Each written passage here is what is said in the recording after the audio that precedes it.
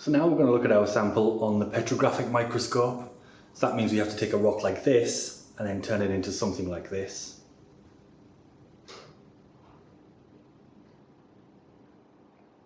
Literally a thin section.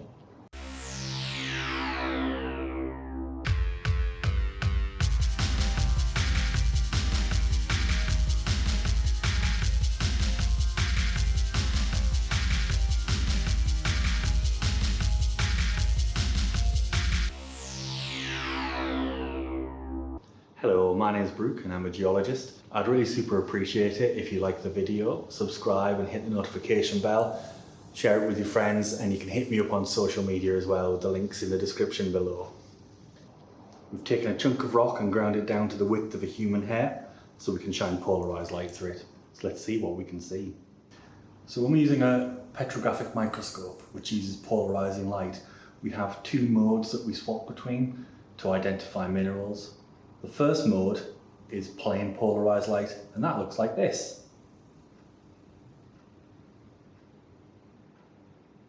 This is where we've got one polarizing filter in place underneath the sample. And cross polars looks like this. So for short we call them PPL and XPL. But here's our first view of the specimen. Take a moment to get orientated in here. First thing you'll see is that there's lots of these white spaces, and those are actually mineral grains. You can see some of them just look like white empty spaces. Some of them are a bit greyish, some of them are brown, some of them are completely black, and some of them are this weird green-grey colour. So we can already see we've got a variety of different mineral grains in there, and that's exactly what we expected based on looking at the hand specimen. We can also see that some of the grains look like they pop out more. For example, the brown mineral in the bottom right compared to the white mineral in the centre. And we call this effect relief, and that's an optical effect of the polarised light passing through the crystal structure. In actual fact, all of these minerals have been ground down to the same height. But that's a useful indicator. We can use that to work out what minerals we're looking at. Okay, so the first thing we do is we're going to rotate the stage, and that means we're going to rotate the sample underneath the lens and see if anything changes. Nope, nothing changes. It looks like the spaces between the grains as well have been filled up with this green material. And there's also, around the edges of the grains, some red material, brownish red material. This is all confirming observations we made while we were looking at the hand sample. So we're in PPL now, like it says at the corner of the screen. Let's jump into XPL and see what changes. Oh, that's quite different, isn't it? I'll go into more detail in another episode about how the polarizing microscope works. But for now, that explanation will do. Okay, I'm going to rotate the stage again. Let's see what happens this time. Ooh! How cool is that? Oh, it gets me every time. We can see some grains are changing colour. Some are blinking on and off. Some that look the same are blinking on and off in different ways.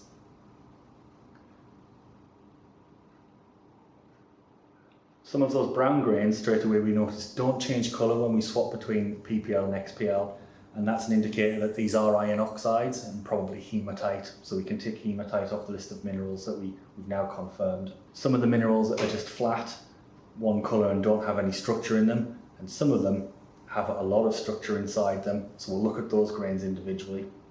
Just looking at this example here, the one directly in the front of the screen, we can see that they've mostly got this rounded shape, though some of them are a bit jagged. The fact that there are a number of different sizes and a number of different shapes tells us that this is probably a relatively high energy environment, and we can also refer to this texture with a mixture of size and shapes as poorly sorted. It's not very neatly packed, and there's a lot of different sizes and shapes. So here we are looking at it in PPL. It doesn't change colour when we rotate it, and we can see it's got this nice dark rim around it. Let's zoom in a little bit and see what else we can see. A lot more detail in it now, lots of little bubbles and trails and bits and pieces. And we can see we've got that dark trail around it is actually reddish brown. It doesn't change colour when we rotate the stage. Let's jump into XPL and see what happens. Ooh, lots of stuff going on there. Oh, now this is interesting. That effect where grains blink on and off is called extinction. What's happening is as we rotate the stage, the crystal structure of the grain starts to block all of the light. And the angle that things turn black, that they go into extinction, is one of the bits of information we can use to identify the grains. We can't tell the angle from this grain because it doesn't have an internal structure. And the fact it doesn't have an internal structure and it has these flat grey colours confirms what we thought earlier. This is one of those greasy grey quartz grains. That in itself isn't too interesting. What is interesting is the fact that we can see that the red colour of the rim has remained, and as I said earlier, that indicates hematite, iron oxide. We can also see it's been overgrown. That red coating is rimming the original dimensions of the grain, the original boundaries of the grain when it was in the environment, and we can see that more quartz has overgrown it and encased it. So that extra quartz has come later on when the sediment started to turn into a rock. Quartz grains with iron oxide rims tend to form deserts. That's because while they're lying on the hot, arid desert floor, oxygen can get in between the grains because there's no water, and it oxidizes anything that's stuck to the surface of the sand grain. So this matches up with what we saw in the hand specimen. We now know that we're looking at a sandstone that was deposited in a desert. Okay, on to our next grain now. And we've got this unusual beast. Looks like a bundle of fibre or a packet of little plates. And that platey form is a big clue. If you remember, we looked at the hand specimen, we had those platey clay grains. Well, this is a packet of clay grains under the microscope. Looks pretty cool. Okay, we're in PPL now, so let's rotate the stage and see what happens. If you look closely, you can see the colours in it get paler and stronger. It starts off with this pale, almost transparent, but slightly sepia tinted tone. And then you get this darker green-brown tone. Classic clay business. Okay, let's pop up into XPL and see what we can see. Ooh, cool. Clays never disappoint in XPL. We've got this bright orange colour, and what's interesting is it pretty much just stays there. We do get some extinction, but it kind of sweeps across the bundle. So this isn't one clay grain, it's a packet of grains that have been folded over and squished a little bit. And that's why the extinction sweeps across them, because the crystal structure isn't nice and tight and uniform anymore. It's been kind of twisted and bent over. We call it a sweeping extinction.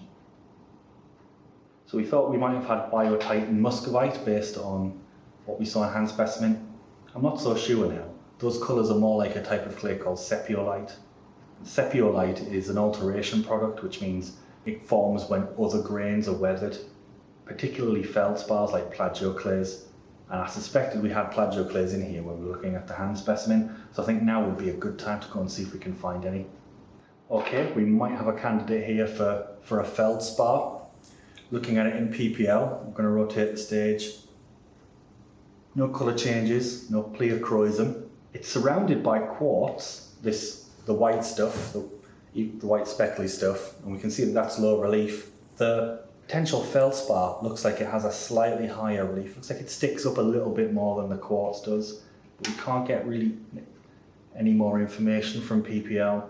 It looks like it has a slightly orangey tint as well, and that would make sense given that quartz is just silicon oxide, whereas plagioclase is silicon oxide but with aluminium. calcium, sodium, potassium, other things in there, maybe some iron. Let's hop up to XBL and see what happens. Oh, hello. Cool.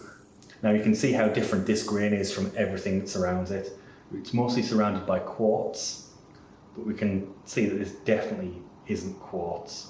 We've got that striped pattern. Those are crystal twins.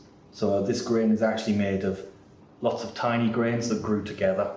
And they're all at slightly different orientations, so that's why we see that pattern. And we can also see there's another one there down in the bottom left.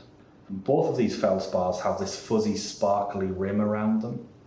And that's a sure sign that these feldspars are being altered and turned into clay. So I think that confirms our hypothesis that the sepiolite that we're seeing here is forming because feldspars are being altered and weathered into clay. And that's where clay generally comes from. That's pretty cool. Wait till you see some of the more fancy feldspars though.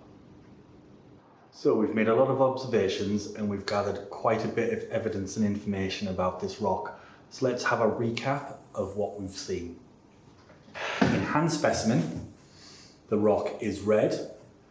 We suspect it's got the minerals quartz, feldspar, biotite and muscovite, and maybe some hematite as well that makes it red. Then we looked at the thin section and we confirmed the above mineralogy. We also discovered that the hematite was the original coating of those sand grains. So this rock is from Gloucestershire and it's called the New Red Sandstone, and it's from the Triassic period. In the Triassic period, the UK was part of the supercontinent Pangaea. The UK was right in the middle of Pangaea, kind of about the same latitude that North Africa is today. Because of that, there were deserts all over the UK.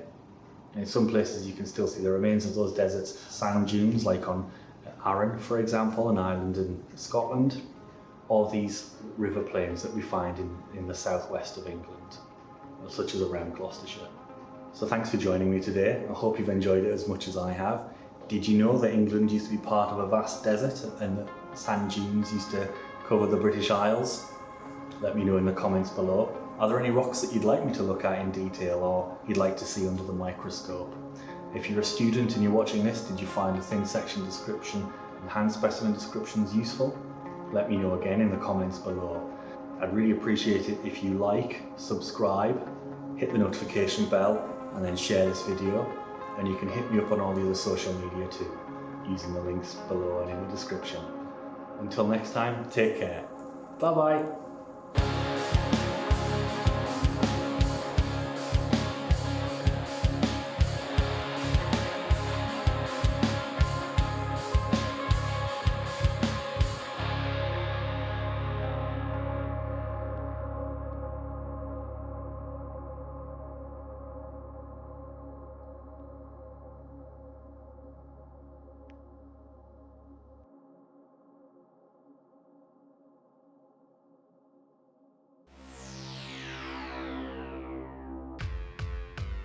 I'm going to take you on a tour today through